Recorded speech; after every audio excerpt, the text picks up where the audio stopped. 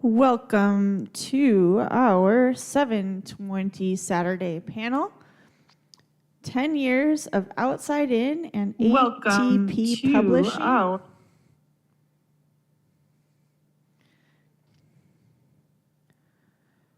Please bear with us.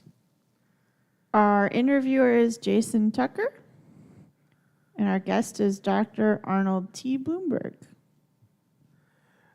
Hi, everyone. Thank you for attending our live virtual interview with Dr. Arnold T. Bloomberg, the publisher of ATB Publishing, ATB Press Publishing. And yeah, much like Console Room is celebrating its 10th anniversary, it is the 10th anniversary of the Outside In range. And you have, I believe you have a new volume coming out this year.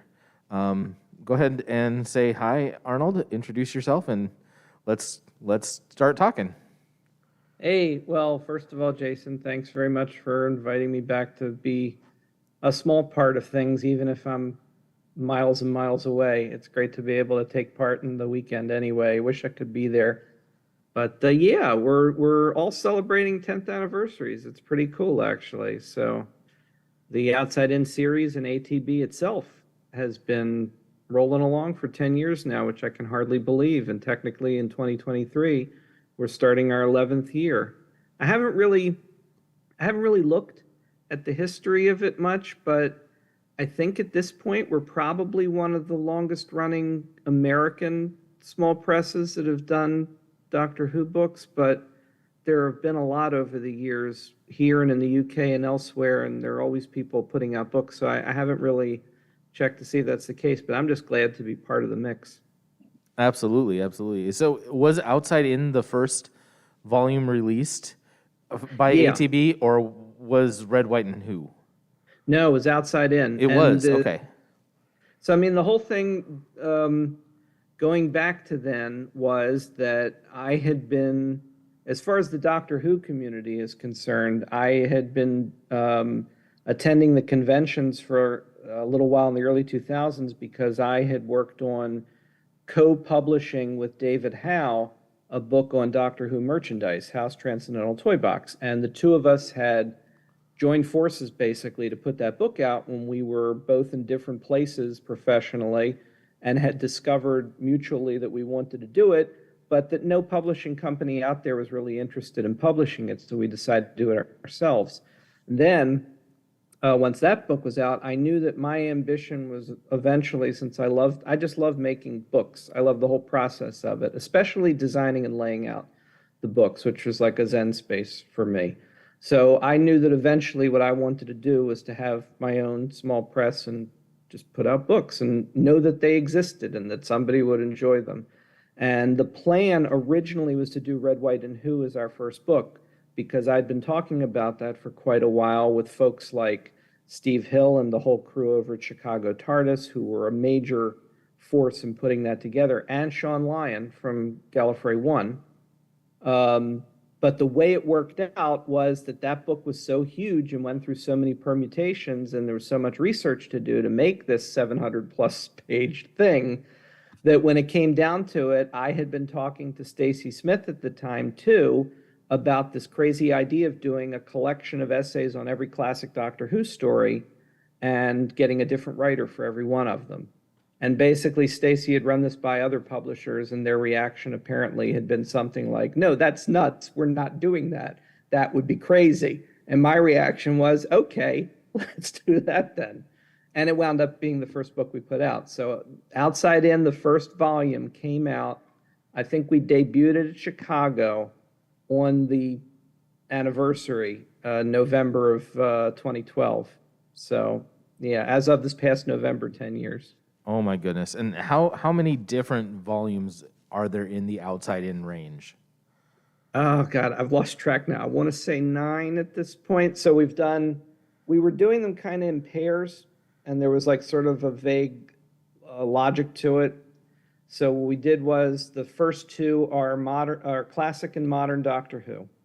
But Outside In 2 only went up to where we could comfortably end at that point, which was the Peter Capaldi story Last Christmas. So it went up to that. Then we did 2 volumes on classic Star Trek and Next Generation. Then the next 2 we did were Buffy and Angel, and we threw in some other things here and there that fit. The idea too is to have fun and like occasionally throw in little extras, and we did some extra stuff there. And then we did X-Files, which was basically a sprawling ode to the whole extended X-Files universe, which includes Lone Gunman and Millennium, and we also threw in Harsh Realm and did the whole Chris Carter run there with those 2 books. And most recently, we've done the first ever Outside In that was much smaller, and we did it on Twin Peaks, and a few other extras there too. The Twin Peaks one, Outside In Walks with Fire, is the first one that I was a contributor for. Although I've not watched Twin Peaks, so my contribution is one of those extras. I did an essay on Blue Velvet. So now Yes. I'm finally part of the Outside In family. Yes. Yeah, and I don't know. You did a Twin Peaks adjacent piece. That's right. which- That's right. yeah. But it was a lot of fun. It was a lot of fun. And, one of the things I always love is at a convention where we actually have an outside-in panel where everyone who has been in it, who's in attendance, gets up on stage. And wow, that is an impressive lineup. Yeah, those are crazy. Also, because we would usually outnumber the audience at some point. what's the largest number of contributors you've had in a single volume? Oh my God, I should know these things off the top of my head, shouldn't I? I know we did 160 is the original classic Doctor Who one. And we're probably actually going up when we do the next one. But I think Next Generation was actually the largest of them in terms of number of essays, because that covered 174 different essays. And it's like Outside In is very weird, which is part of Stacey's whole remit for the series, and it's eclectic and strange, and you never know what you're going to get when you turn the page, and it's format breaking, and everybody can approach it however they want within some vague reason. But there have been comic strips and all kind of crazy text things. I love laying them out because I never know what I'm going to get. But there are also some weird rules. So if people are wondering, the number of essays is dictated by when we decide we're doing a series or group of series. We also usually put together 2-parters, for example. So they're one essay if it's a 2 or 3-parter. With classic Doctor Who, we did them as stories the way we're used to. So, of course. It's like that rather than episodic.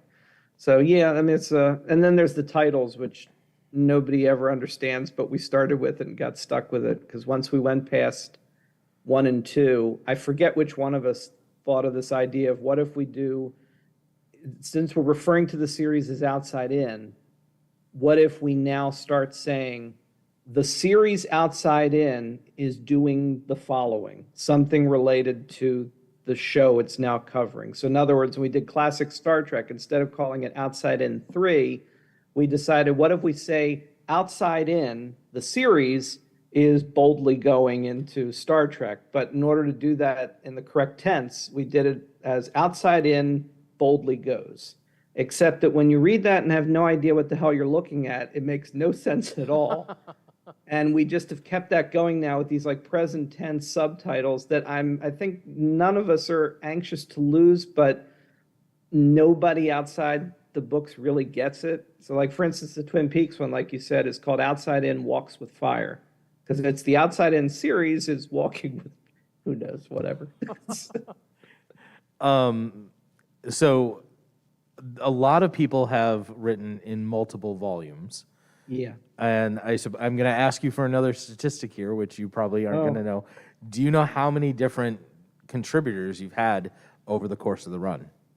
Definitely haven't tallied that up, but we're at hundreds and hundreds now, because despite the fact that we have had a lot of repeat contributors, one of the things we have been very determined about, and that Stacey has always been very determined about too, and has been one of the joys of it, is that it's often provided people's first professional published work, or an opportunity to actually write beyond maybe their own venue if they have a website or a blog or their own work.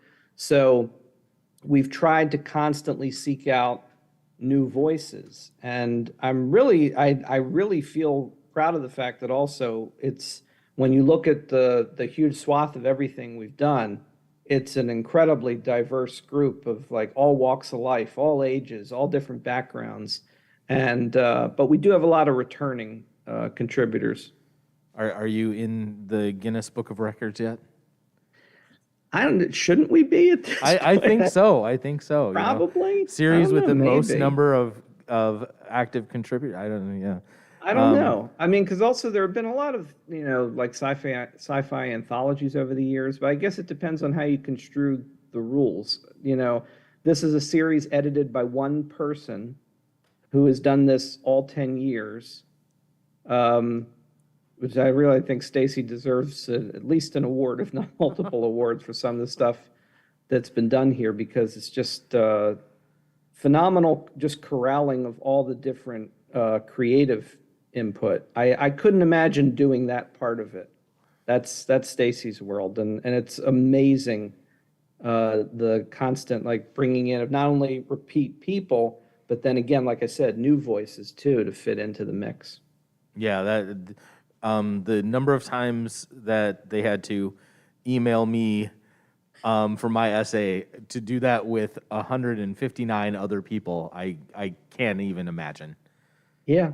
And I mean, and if I'm contributing to something, I'm chased down like everybody else, because I often, for a while there, I think I was kind of historically becoming the one that was causing the most trouble by being one of the last, if not the last one to do it. That was when I was playing the publisher's card, but it's not fair. And so, yeah, I mean, again, that's the other thing too, is I've been very hands-off with it. The Outside In series was always like Stacey's original conception.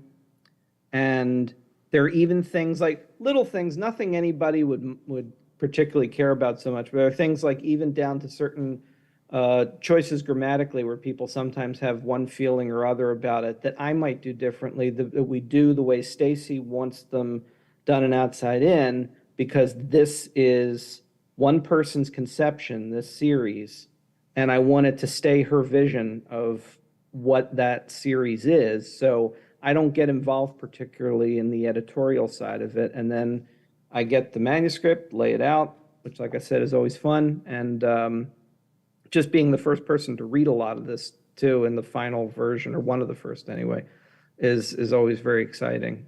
And I really do think the Twin Peaks one is the shortest one we've done. And just to throw a brief commercial into it's a shame too. I think because of the way the world is too, sometimes things get fall through the cracks sometimes. I hope more people discover the Twin Peaks one, because although it's shorter, we'd like to do some more shorter ones if they prove to be worthwhile to do.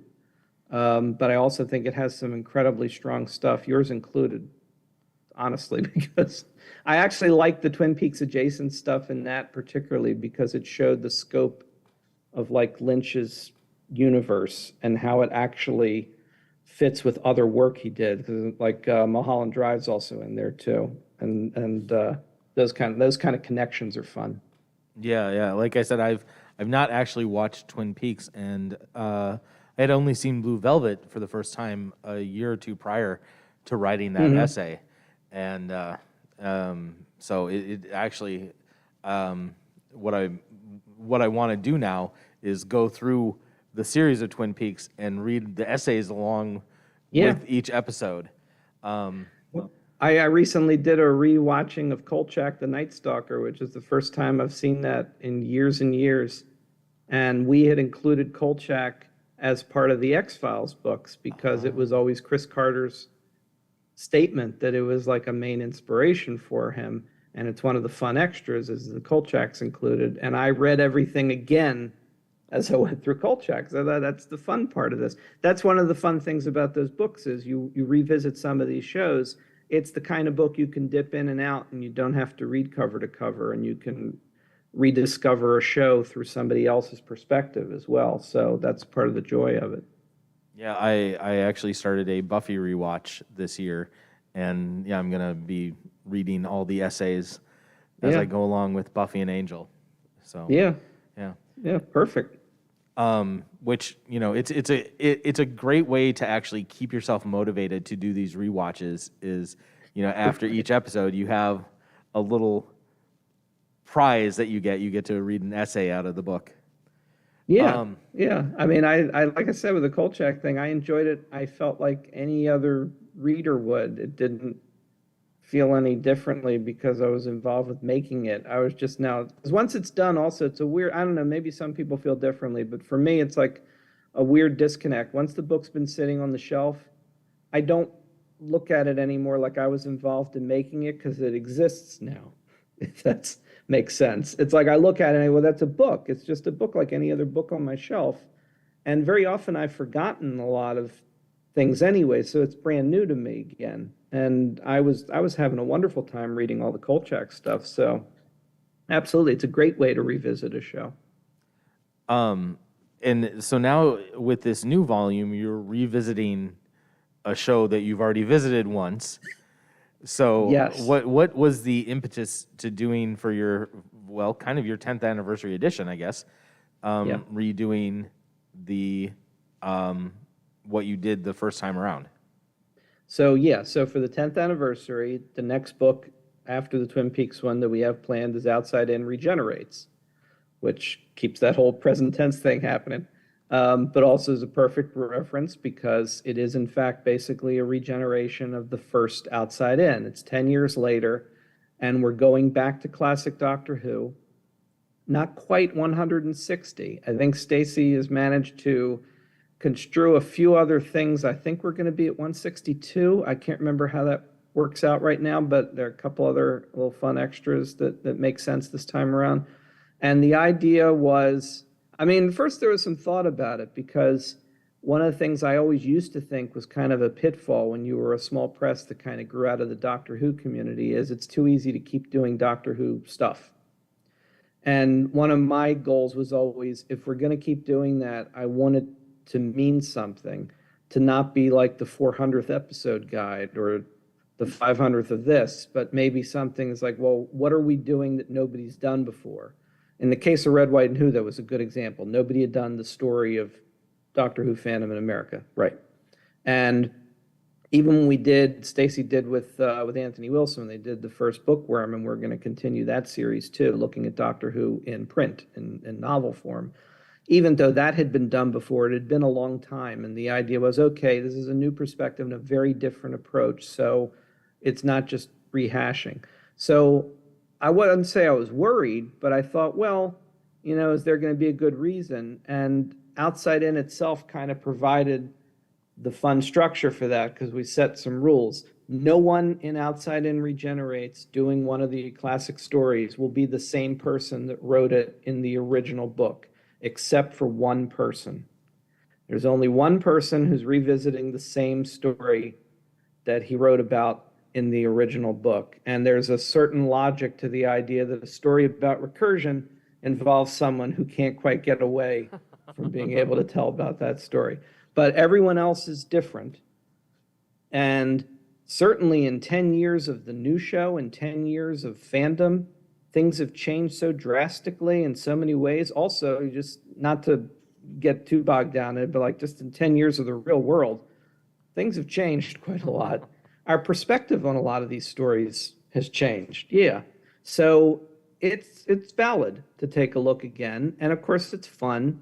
And so Outside In Regenerates will celebrate 10 years of Outside In and ATB, and also the 60th anniversary of the show, because by the time we're out, we'll be in the midst of the whole anniversary year.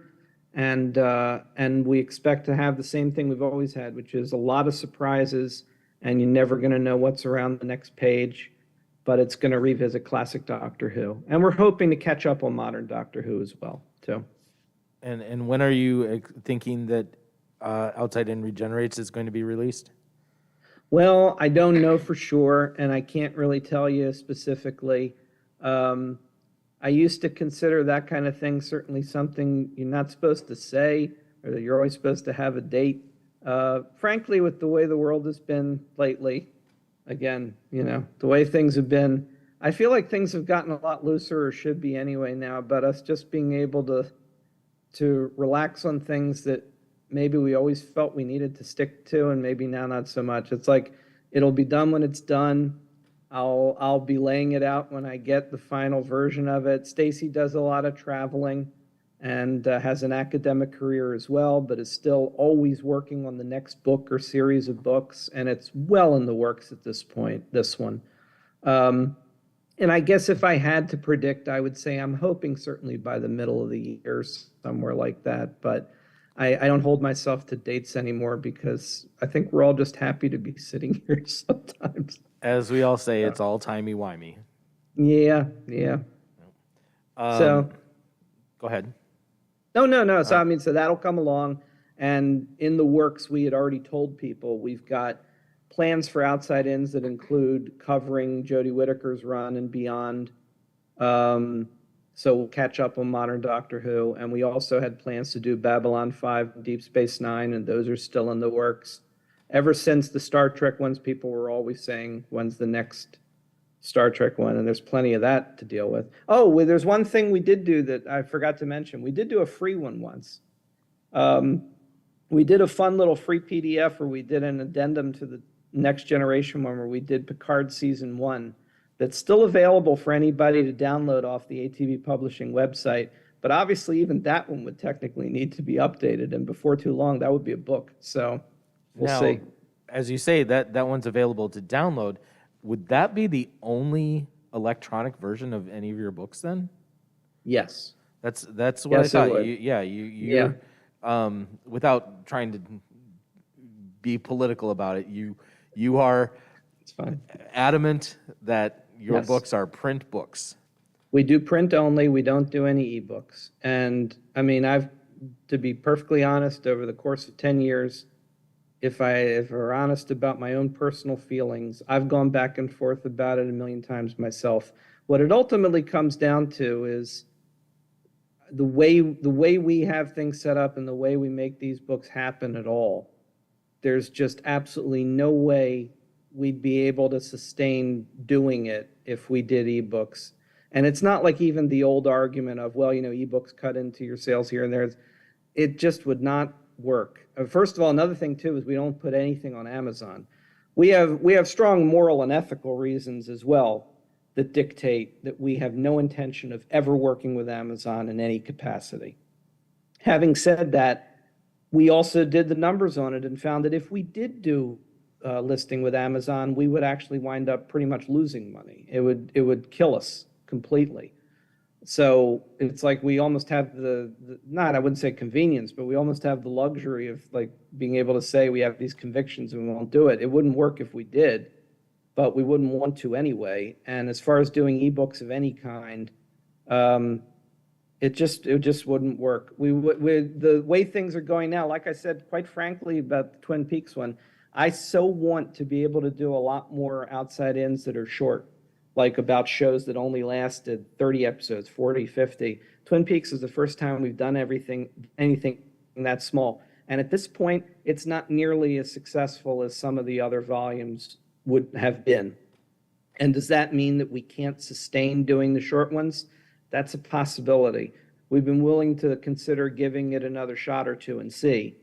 But really, that really means we are absolutely committed to print. And if we can't do it that way, we can't do it. It's just the way it is. That's fair. All of them have been genre based. Have you ever thought of, or is that doing something like Seinfeld, or has that ever been a consideration? Not really. I mean, there have been, somebody once pitched the idea, maybe a West Wing one, and I could almost see that maybe for some other dramas. But again, basically, we say small press. In terms of like the business world or the financial world, probably more accurate to say micro press. It's like we make these books because when it comes down to it, at the end of the day, I want to make books. And I know that there'll be somebody out there that wants to hold that book and read it and be happy it exists, like I'm happy it exists. But I'm never going to be in a big building with the ATB logo on the front. And, I'll sustain this as long as we can sustain it without feeling that we're losing money. But that's pretty much where it is. So it has to be something that we know will speak to the community we already have a very strong relationship with. And that community is all of us in science fiction and horror and fantasy and all that. And granted, there are many shows that we all love. They're not necessarily genre that would also fit in that community, but it's a harder thing to figure out, will this be the one? Whereas with a show that has a strong fan base and has the genre connection, we know, as well, we know everybody's going to be interested in reading that. So for the most part, we're sticking to that. That's where we're comfortable. But should anything come along where like a drama, I think the one thing you could definitely cross off the list is I don't think sitcoms work. I don't think you can do, I mean, you can, but an analytical essay collection on a sitcom, let somebody else figure that one out. It would be tough. It would be tough. I was trying to think of something that's not science fiction, and the closest I could come up with would be something like Wild Wild West. Yeah. I mean, technically, I would consider that also science fiction, too. Yeah, indeed. But what would be good is we do Wild Wild West and then also throw in Briscoe County Jr. Oh, yeah. Well, the whole, I forget what they call it. Like the not quite steampunk, but like Weird West kind of stuff. Well, no, I was thinking Hercules, Xena. Well, yeah, we've talked about that. That's also, I mean, I think at this point, frankly, and I again, this is, everybody has their own thing. For me, I think over the last few years in particular, or at least let's say since, I don't know, like November 2016, I've become very firmly determined that I cannot separate art from artist. If I know about a person, I can't. So knowing what I know about Kevin Sorbo, I think I can safely say I'll never do a book about Hercules. Indeed. Which is a shame. But yeah, we used to talk about that, the Hercules Xena universe. But not now, I don't think. But Bruce Campbell was good in it. There we go. So you mentioned various genres in horror. You've done a lot of work in horror. You have a couple of books and your podcast. Do you want to talk about the zombie book and the podcast a little bit? Sure. So a lot of the stuff that I've done since going back to, I guess about 2006, has been stuff about zombies. And you and I have had many conversations about zombie movies over the years. And it had started with me doing a book with a friend of mine, Andy Hirschberger. We did what turned out to be one of the first real attempts at a comprehensive guide to zombie movies back in 2006, Zombie Mania. And that was with David Howe's Tell Us Publishing, the same guy that I did House Transcendental Toy Box with. And then over the years, I taught a course in zombies in popular media. I did a Walking Dead, heavily Walking Dead themed, but also zombie movie themed podcast, Doctor of the Dead, which now I've kind of become Doctor of the Dead on a lot of social media and everything. And it's just zombies have been a big part of what I do. And more recently, to celebrate the 50th anniversary of Night of the Living Dead back in 2018, I did what I consider my definitive book on the history of zombie cinema, basically 100 years of zombies in movies going back to 1919. And it's called Journey of the Living Dead, which is still available, and that's one of our ATB titles. And growing out of the podcasting more recently, my wife Natalie and I have been doing a series called Ghouls in the House. We kind of retired the Doctor of the Dead podcast because it was so zombie specific, and just wanted to be able to talk about any horror or sci-fi we're watching and very often revisiting. And we've been doing Ghouls in the House for a few years now. Our most recent episode back at holiday time was about the 3 versions of Black Christmas that have been done so far. And we have a lot of plans for other things we'll watch for the show, but we have a lot of fun doing it. So that's available in all the places you can find podcasts. And I've been listening to it since you relaunched it, and you get Great. very, very in depth about all of these, and it is a fascinating podcast. I definitely recommend it. Thank you so much. I'm glad you're listening. I'm glad we're entertaining. Our goal is always the idea of it's like we'd hope that it feels like you're sitting with friends and just talking about these things. And that's as much as we aspire to, is we want it to be friendly and comfortable, but also we delve into some serious stuff, especially the cultural and political stuff when it's relevant. But yeah. Absolutely. Listening to it, I sometimes feel like I should be at a hotel bar listening to it because it feels like conversations we've had at conventions. Yeah, that's the goal. So if that's what it feels like, then it's working, and I'm glad to hear that. Yeah. You also this is from ATB Publishing, but I don't remember the author. You have a book about the cultural impact of comics. Oh, yeah. I love this one so much and feel like it's one of the often overlooked ones in our little line that we have. It's John Seavey, who is a regular attendee of many of the same conventions where we all go to. And he did a book called Storytelling Engines. And it was based on a web column that he had for a while. So we collected a bunch of things that he had originally done online, and also he did some new material, like a lot of these kind of collections do, a mix of things that, and then put it all together in something that's maybe a bit more comprehensive and has a structure to it.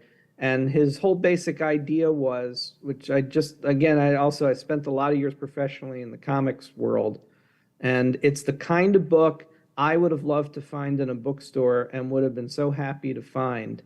And I just wish more people or comic fans would find it too, because it's just a celebration of that kind of storytelling. And his basic idea is superheroes, by their very nature, are cyclical characters that can never really age or die or ever be used up because they're IPs that these companies need to keep exploiting. And the idea is, how do you keep telling stories about a character that can't ever go away?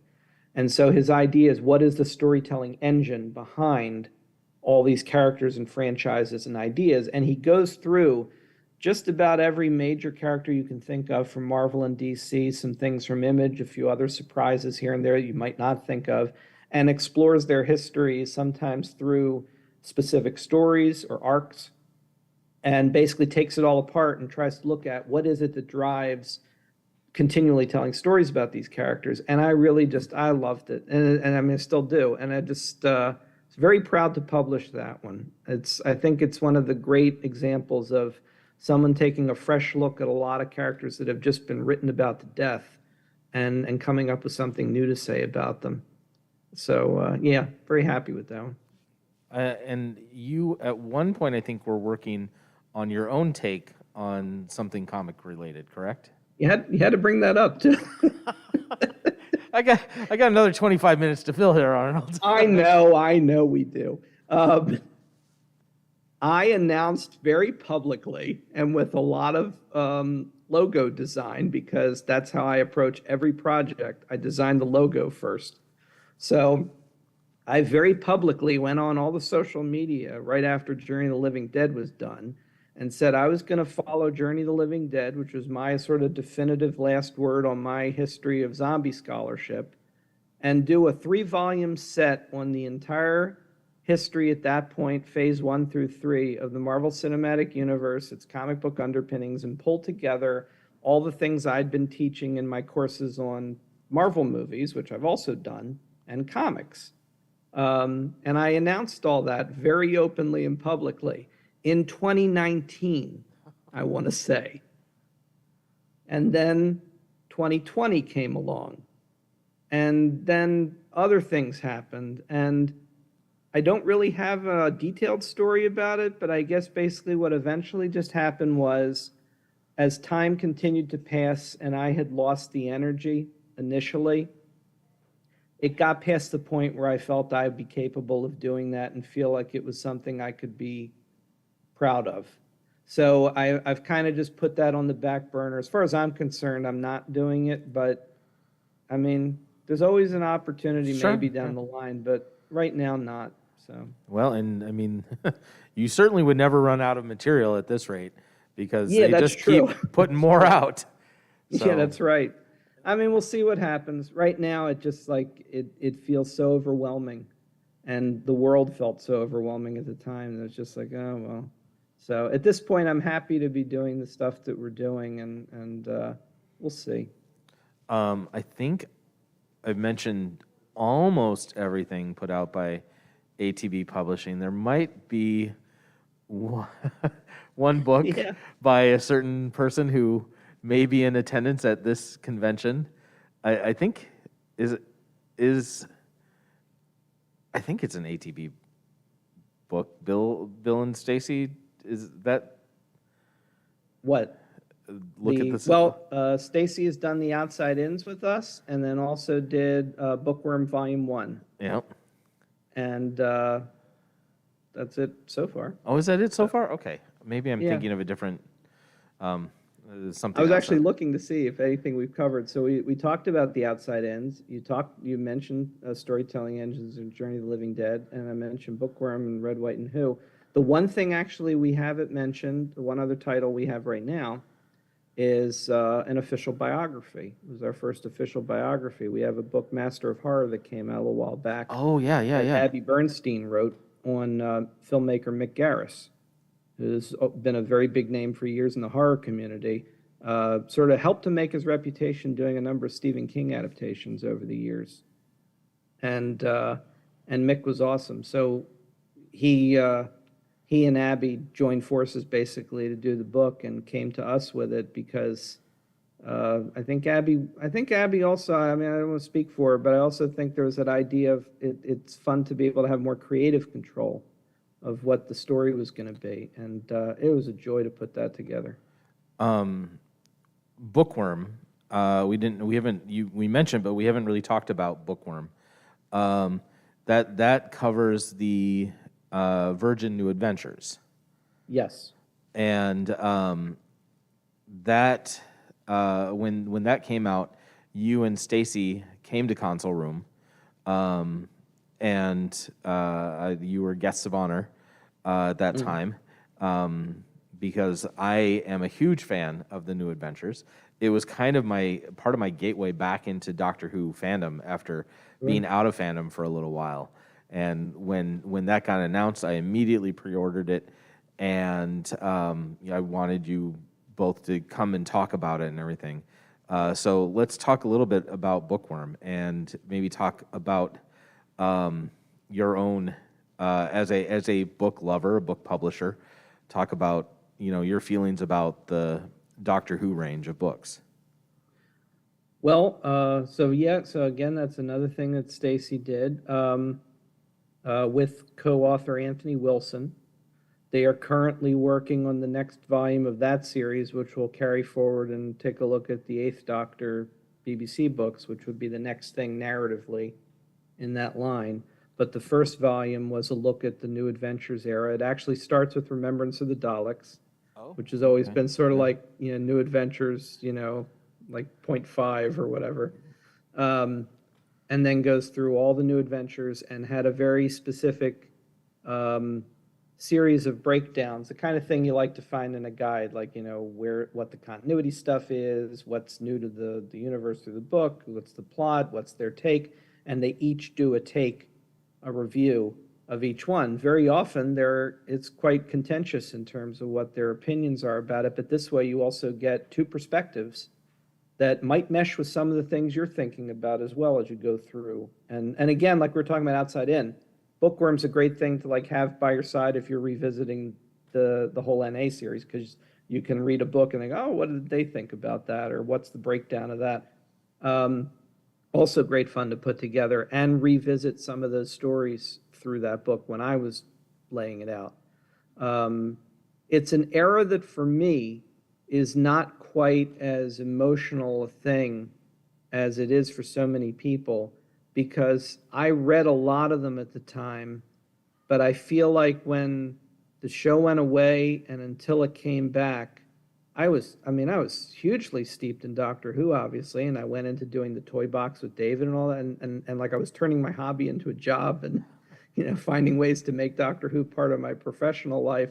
So it was a big deal to me, and I loved the new adventures, but I don't think I ever really felt like they took the place for me.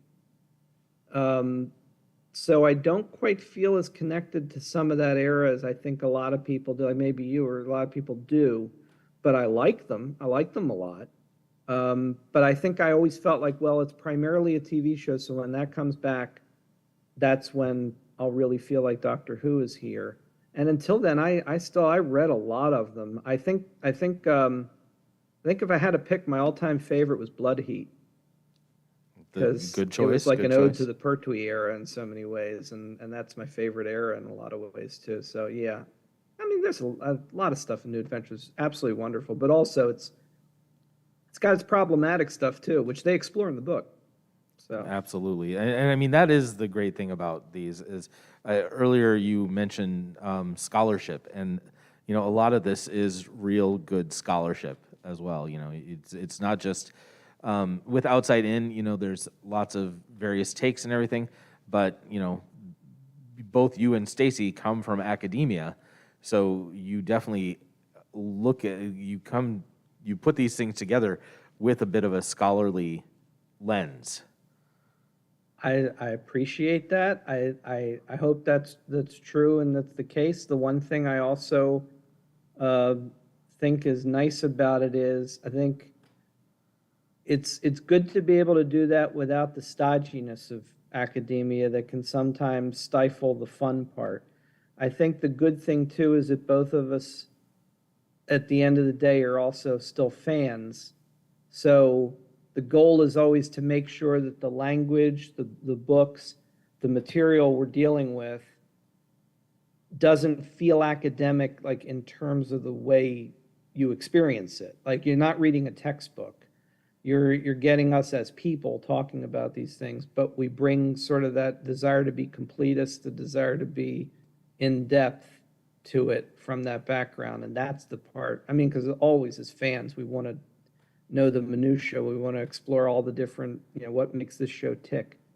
So I think that's the goal, and hopefully the result is a mix of the academic with the kind of personal touch that makes it inviting for everybody too. Yeah, absolutely, absolutely.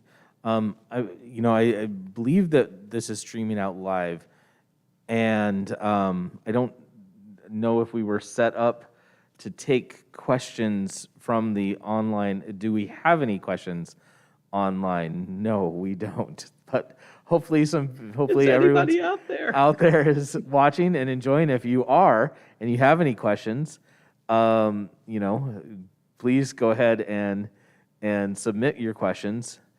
And I'm not sure if there's any way for me to go. We're gonna get a word from our sponsor. A word from our sponsor. Hi, I'm Natasha. Actually, I'll ask a question. Arnold, one classic and one new. What's your favorite episodes and why? Oh, okay. Favorite classic is Castrovalva. I mean, if we're talking about a complete story and you're not holding me to a specific episode, but I'll say story. That probably also gives the game away about who's the one who's still writing the same story and Outside In regenerates, but it's not exactly a mystery, I don't think. But so Castrovalva, definitely.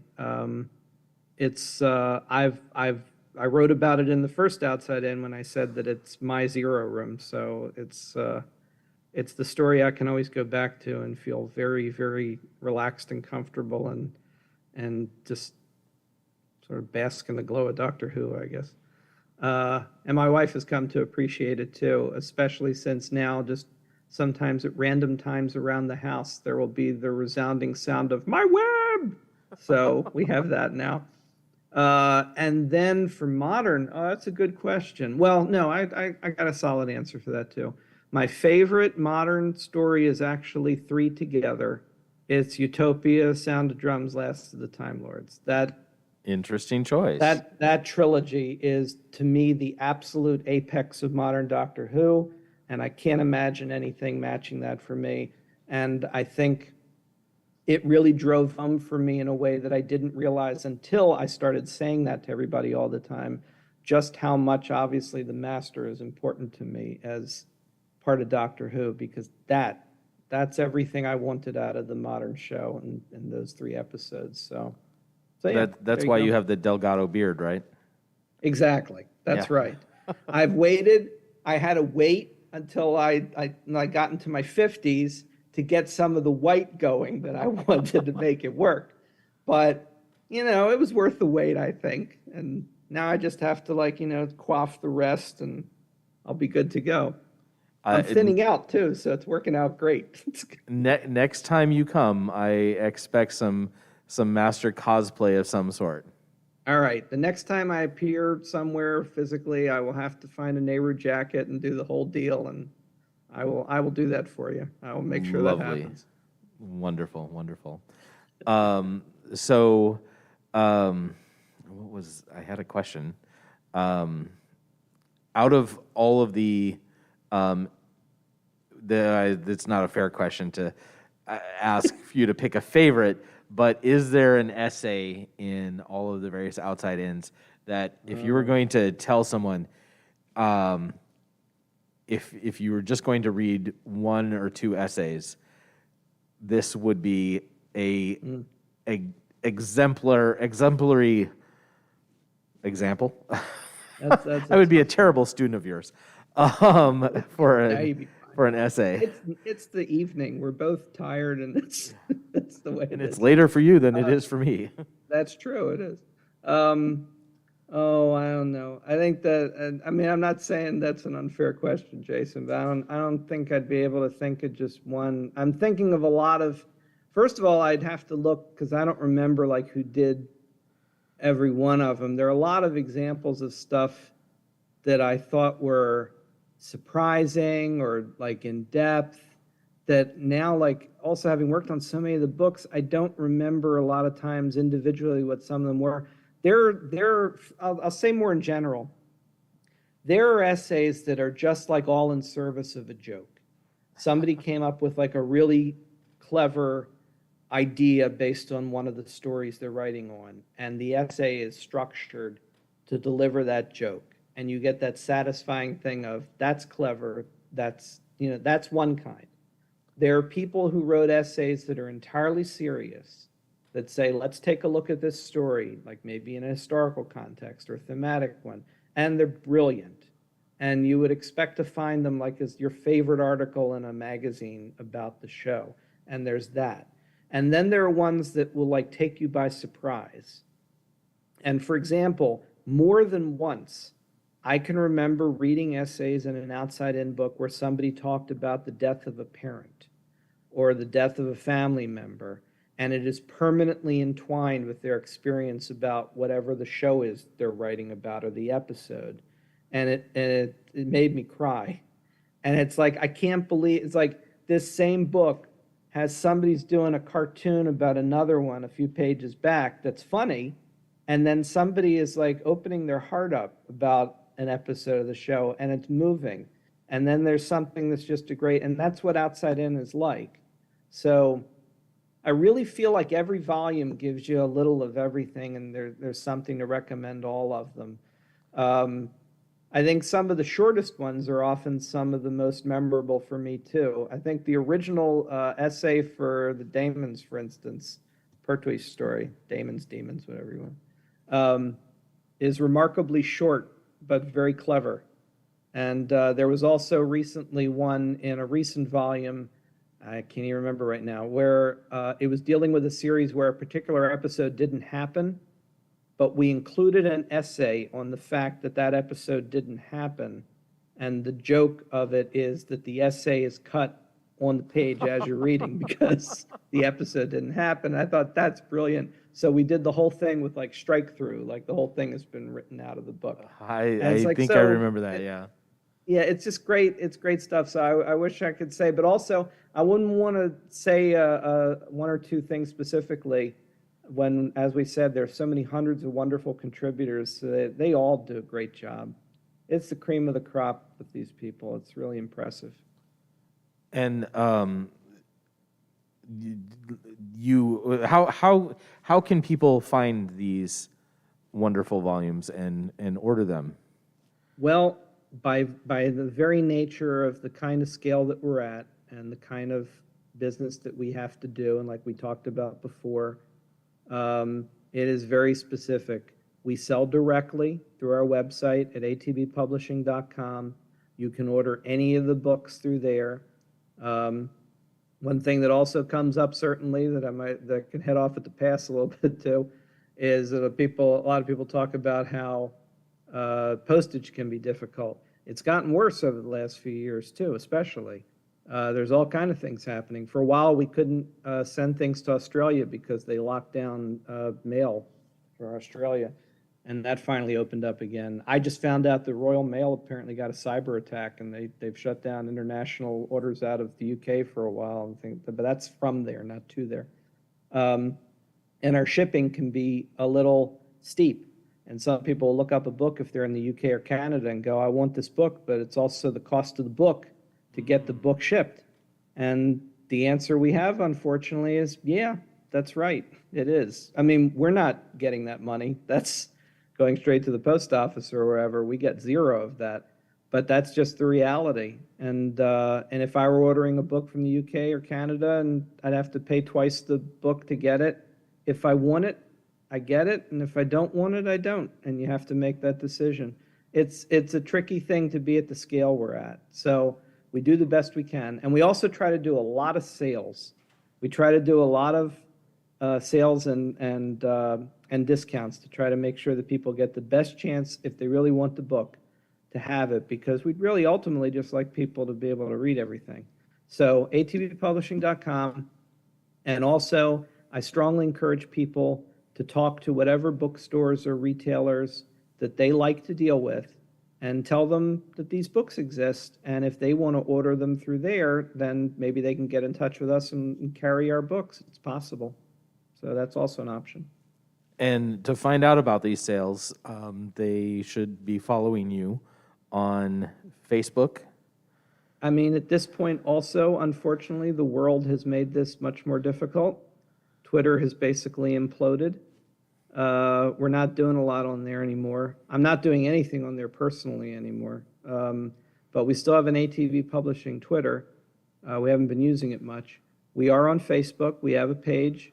We post everything to there. We have an Instagram. We post to there too. Both Natalie and I have recently been experimenting a bit with one of the newer platforms, post.news, but we haven't done anything like business-wise with that. It's just us on there. But if anything ATB happens, we're going to share it there too. And that's really about it. So it's difficult. It's not an easy situation. But like I said, at the end of the day, I want to make books, and I want to know that people have the chance to read them and enjoy them. And we just kind of have to work with the scale that we're at and do the best we can. So if you can follow us, Facebook, Instagram, please do. And yeah, and keep an eye out for our next sale. Absolutely, absolutely. Have you appeared on, I believe what they call it is book talk at all? It's apparently there is a subgenre of TikTok that is all about books. And that is news to me. yes, yeah. There's both book talk and booktube. I follow a number of YouTubers who specifically all they talk about is books and everything, and we are woefully ill-informed about the YouTube and TikTok world. So you need to get some young interns. I know I think that's what it's going to have to be. Is we're going to have to pass ATB to the next generation or something, because Yeah, unfortunately, no. And again, that's the thing too. Anybody that likes our stuff can help the best they can too. If you know a place that, I mean, occasionally I've been asked to do a podcast here and there, things like that too. If anybody likes some of the things we do and also likes some of those kind of things, you could always throw out our name and say, have you ever thought about looking at this book or that book? We're always happy to send out review copies of things, get them into the hands of people that might want to talk about them. And we take advantage of that opportunity whenever it comes up too. That's an excellent idea. We have about 4 minutes left. Can I mention Pickles and Bean? Oh yeah, absolutely. Talk about Pickles and Bean. Okay, so this is weird, but for no particular reason that I can figure out, a little over a year ago, I started doing a comic strip called Pickles and Bean. And I can't really explain it to you, except that in the midst of pandemic and insular home life and all the things that have been going on in the last couple of years, it just kind of hit me, and all of a sudden I started drawing this little bird. And before I knew it, I was doing a twice-a-week comic strip called Pickles and Bean about Pickles is the bird, Bean is a dog, and it's just a very, I hope anyway, very pleasant, cute little funny thing about the two of them, the friendship, and a lot of other weird animals that occasionally show up and that they meet. And I've been doing it now for over 100 installments of this comic strip, and into year 2 right now, and already have, I'm planning to keep going, and already have like story and other characters ready to go that I've been working on. But it's also built up a really fun little group of people who are apparently checking it out twice a week and occasionally telling me nice things on Facebook about, oh, that was cute. And it's just literally all I want is it's just something that's like a little pleasant moment in the day.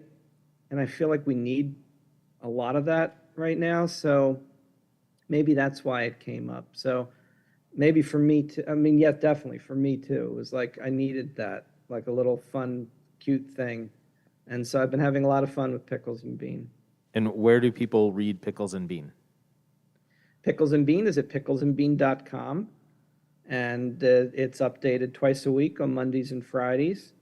And I even set up a little that coffee website, ko-fi.com. I set up a little coffee website that if somebody wants to help support the strip, because I'm obviously literally just doing it for nothing, and if anybody wants to help support, because I was thinking maybe it'd be kind of nice down the road if I did like a little print collection like the old Peanuts books used to be about, So if anybody's interested in that, they could also check out the coffee page. You can find Pickles and Bean on there, and I have a little setup there to support the strip. But otherwise, picklesandbean.com, Mondays and Fridays, and see what they're up to.